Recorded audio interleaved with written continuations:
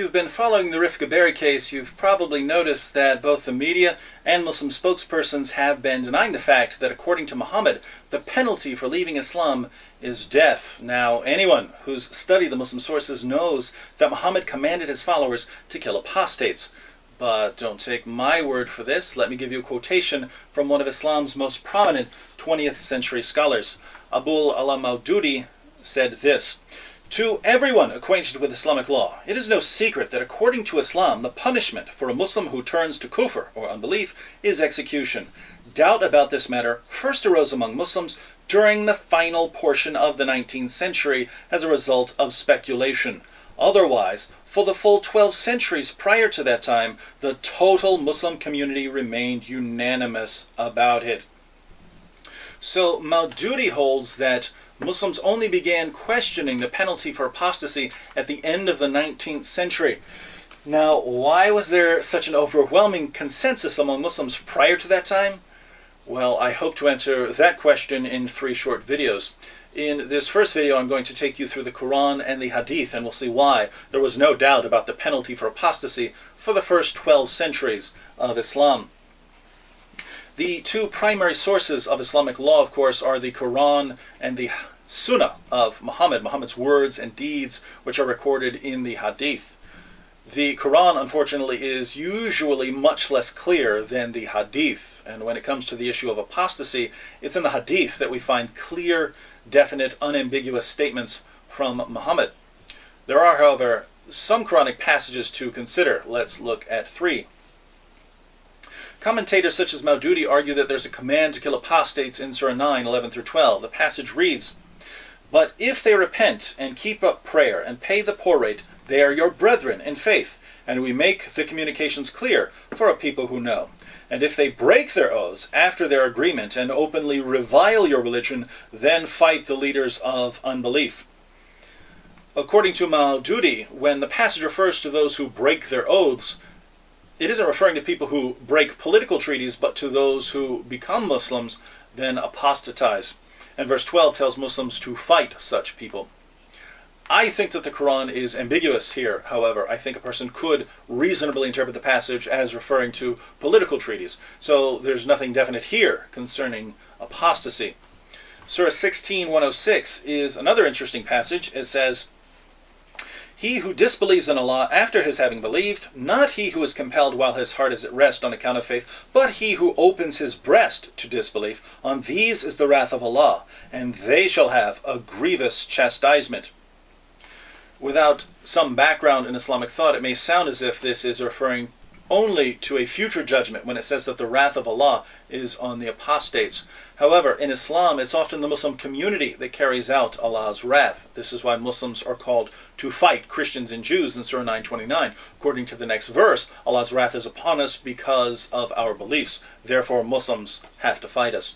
But here again, I would say that the Quran is ambiguous with respect to killing those who leave Islam. There are a couple of other passages we could consider here, but it seems to me that the clearest Quranic command to kill apostates is Surah 4:89, which reads, "They desire that you should disbelieve as they have disbelieved, so that you might be all alike. Therefore take not from among them friends until they fly their homes in Allah's way. But if they turn back, then seize them and kill them wherever you find them." Here the Quran refers to people leaving their homes to join the Muslim community. And it goes on to say, but if they turn back, then seize them and kill them wherever you find them. This certainly sounds like a clear command to kill those who turn away from Islam. But if it's not clear enough, many reports in the Hadith leave no room for doubt. There are 6 main collections of a Hadith. I have all of them right here. So let's see what the ruling is on apostasy. In Sahih al-Bukhari 69:22, Muhammad declares, "Whoever changed his Islamic religion, then kill him." It doesn't get much clearer than that. In 69:30, Muhammad says, "During the last days there will appear some young foolish people who will go out from their religion as an arrow goes out of the game. So wherever you find them, these people who will leave Islam, kill them, for whoever kills them shall have reward on the day of resurrection." So those who kill apostates will be rewarded by Allah. In 6923, Muhammad sends Abu Musa and Muad ibn Jubal to Yemen. When Muad arrives, he finds an apostate in chains, and here's what happened. Muad asked, "Who is this man?" Abu Musa said he was a Jew and became a Muslim and then reverted back to Judaism. Then Abu Musa requested Muad to sit down, but Muad said, "I will not sit down till he has been killed. This is the judgment of Allah and his messenger," and repeated it thrice. Then Abu Musa ordered that the man be killed, and he was killed. In 6921, we are specifically told that the penalty for apostasy applies to women as well. It says, Ibn Umar, Az-Zuri, and Ibrahim said, "A female apostate who reverts from Islam should be killed." Let's look at another collection. Sahih Muslim, number 4154 reads, Allah's messenger stood up and said, "The blood of a Muslim who bears the testimony that there is no God but Allah, and I am his messenger, may be lawfully shed only in case of three persons: the one who abandons Islam and deserts the community, and the married adulterer, and life for life." So apostasy is one of three reasons given by Muhammad for killing someone who had become a Muslim. In Sunan Abu Dawud 4345 and 4346, we read about an apostate named Abdullah ibn Sar. Muhammad commanded his followers to kill Abdullah.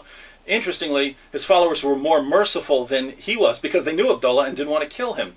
So Muhammad let him live due to the intercession of his followers, but he was very angry with them for not killing the apostate as he had commanded. In 4347, Muhammad says, "When a slave runs away and reverts to polytheism, he may lawfully be killed."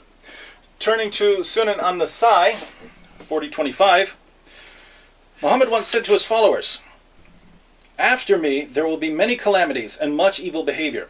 Whoever you see splitting away from the Jama'at or trying to create division among the Ummah of Muhammad, then kill him, for the hand of Allah is with the Jama'at, and Satan is with the one who splits away from the Ummah."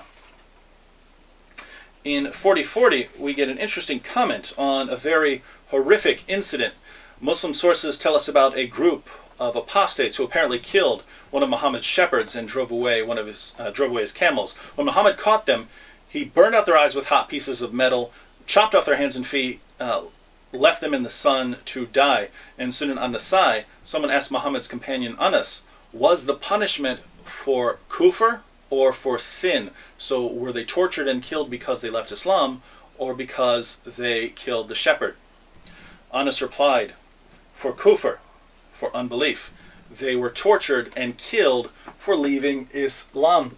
In at-Tirmidhi 1458, we read again that Muhammad said, "Whoever changes his religion, then kill him." And the context for this passage is that Ali, the fourth rightly guided caliph, was burning people to death for apostasy. In Sunan Ibn Majah 2535, Muhammad says again, "Whoever changes his religion, execute him."